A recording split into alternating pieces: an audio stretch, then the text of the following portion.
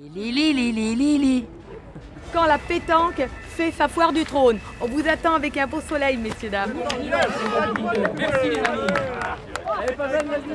Ah oui, quand la foire du thym était encore à Nation, j'étais déjà ici. Non, la foire du thym, je vais y arriver ici. On n'est pas bien là? Aujourd'hui, ça me plaît doublement, puisque c'est pour une cause et ça fait plaisir. Bravo, il a été monstrueux à la fin. 10-9. Eh bien ça continue, tout va bien. La 3e édition de Quand la pétanque fait sa foire du trône. Partir sous de belles auspices, dans convivialité, pour Innocence en danger cette année. Voilà.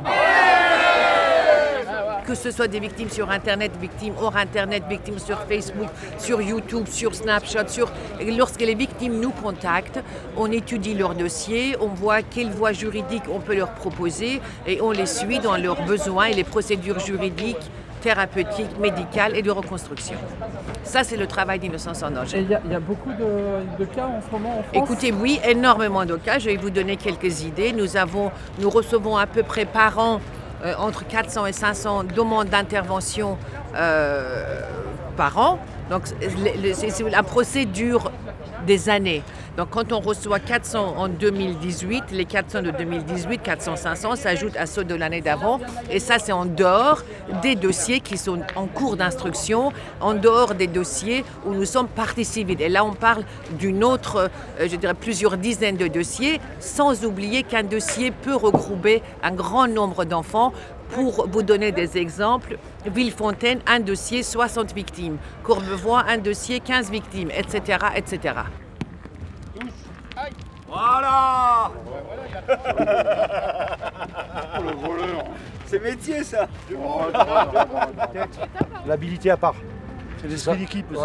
Un sport intelligent, un sport qui amène de l'humanité, mais aussi qui amène, on va dire, la convivialité au niveau...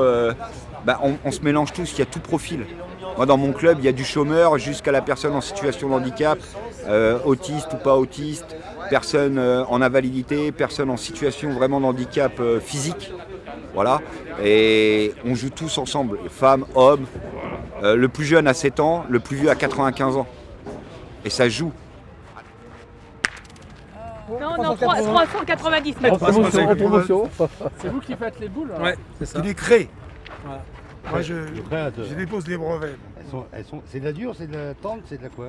Écoutez, arrêtez. Non, je demande si Non, c'est mais la boule tendre, quand vous jouez au football à 11, vous avez un ballon tendre et un ballon dur? Absolument pas, mais ce que Mais je non, veux vous dire, c'est il y en a une boule. qui supportent. Il y a de la boule tendre, il y a des garçons aux boules qui n'acceptent pas cette matière, ce toucher de boule. D'accord? Il y a de la boule dure où les gens n'acceptent pas. Donc il y a le métal, le précieux métal qui fait en sorte d'avoir une meilleure tenue de boule.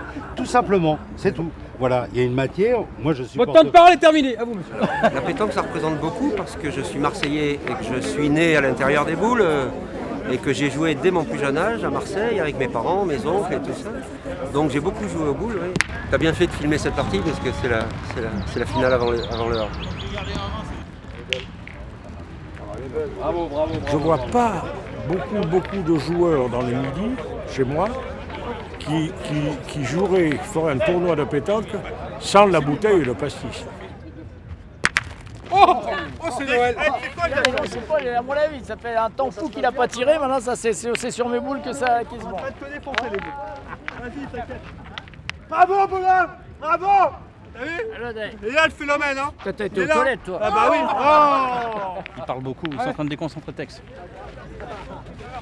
Attends. Et toi, où tu veux, texte? T'es invité. T'es capable de le perdre, même autant que tu veux. Allez, c'est et prends pas le but, on marque, hein. Oh, c'est fait! On marque, c'est fait, il n'y en a qu'un. Deux. Un point.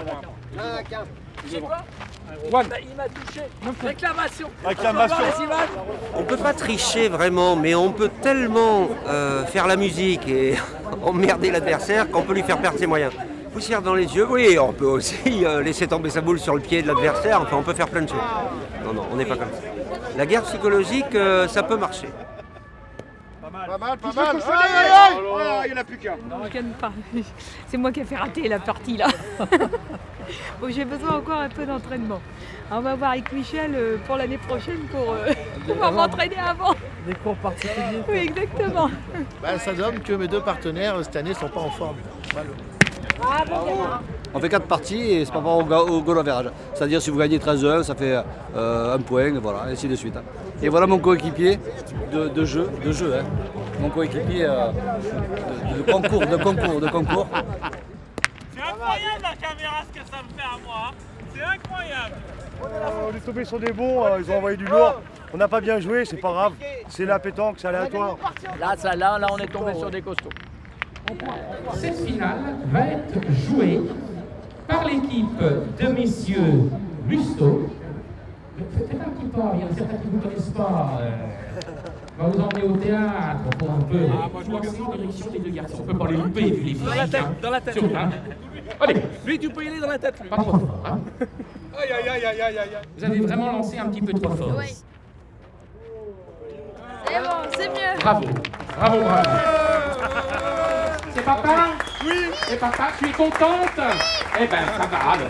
On est très heureux et fiers de vous remettre le chèque de 1 300 €. Il y a plein de joie. Regardez ce soir.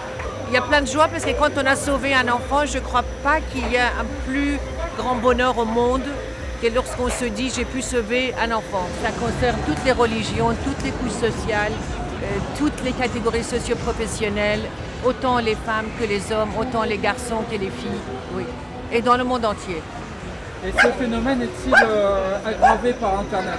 Mais bien sûr, parce qu'avant Internet, les prédateurs devaient se cacher, devaient pendant des semaines amadouer un enfant et prendre des risques de se montrer à visage découvert. Alors qu'aujourd'hui, via Internet, tout est anonyme. On ne sait même pas si on parle avec un chat ou un chien sur Internet. On peut se cacher derrière une fausse identité. On peut se faire passer pour un enfant, piéger un enfant. Et donc, Internet a fait exploser le phénomène. Il n'y a rien à dire. Parce qu'aujourd'hui, le jardin d'enfants pour les prédateurs, c'est Internet. Bah oui, de savoir qu'on laisse des enfants jeunes sur Internet sans les sensibiliser,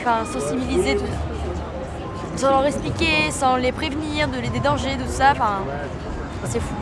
Internet n'est pas un babysitter. On ne peut pas faire des enfants après les planter devant un ordinateur et aller faire autre chose en espérant que. Il faut surtout que les parents se responsabilisent, mais aussi l'éducation nationale se responsabilise pour aider les enfants d'avoir les outils nécessaires, se protéger et pour pouvoir en même temps utiliser Internet qui est un très bel outil.